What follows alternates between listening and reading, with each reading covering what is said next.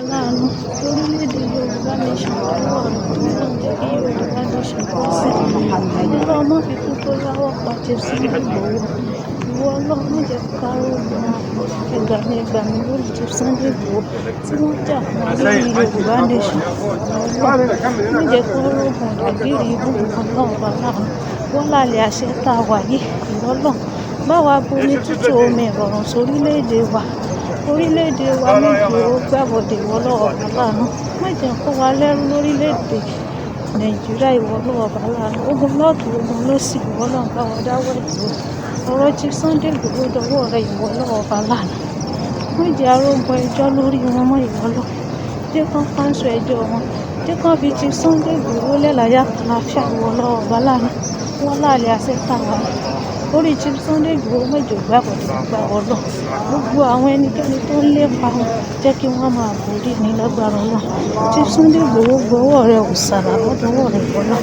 gbogbo ẹ̀ṣẹ̀ kan bá lè sìn Olúwa bá wa dáríjì wọn tó lè máa fa ìjìyà fún wọn lọ́wọ́lọ́wọ́ báyìí Ọlọ́run bá wa dáríjì wọn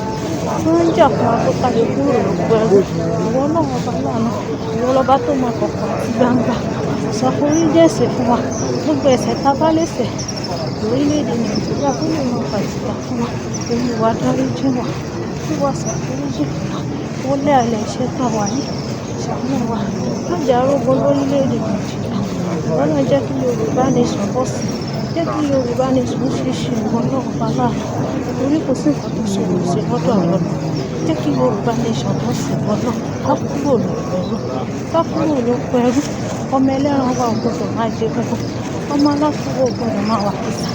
ọ̀rọ̀ orílẹ̀-èdè Yorùbá nation lọ́wọ́ rẹ̀ wọ́n láàlẹ́ àṣẹ tá a wà yìí ìwọ náà jẹ́ kó bọ̀ sí wọ́n láàlẹ́ àṣẹ tá a wà yìí jẹ́ kí Yorùbá nation bọ̀ sí má jẹ́ ká fi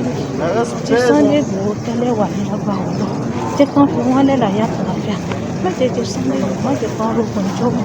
má jẹ́ ká rógun ìjọ ìwọ Ọlọ́run aláàánú ṣàánú wa ọ̀rọ̀ àwọn àdúgbò wa dọwọ́ rẹ̀ Mr. Lawal Emire Lawal Ọ̀ṣun State Coordinator dọwọ́ rẹ̀ àwọn tí wọ́n jà fún wa lójú Yorùbá nation má jẹ́ kó tó yá ọ̀pọ̀ àwọn ọ̀rọ̀ ṣàánú jíjà náà rẹ̀ Ọláyẹmí Kóìkì dọwọ́ rẹ̀ ìwọ náà má fi kó tó yá ọ̀pọ̀ àwọn tí wọ́n jà fún akọ́kálukú Yorùbá rẹ̀ má fi kó tó yá ọ̀pọ̀ àwọn má fi kó tó yá ọ̀pọ̀ Tẹ́ní Ọmọlúgbò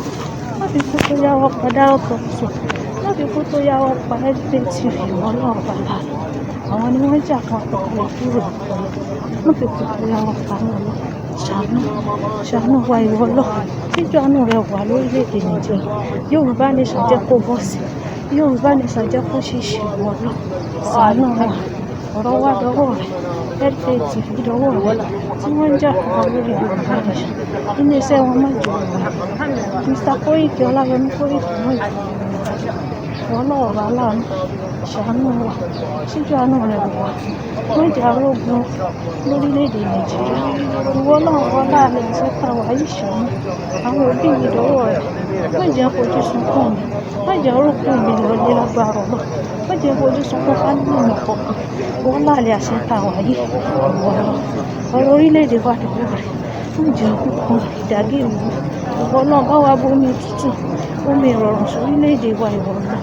ogun má jẹ́ wọlé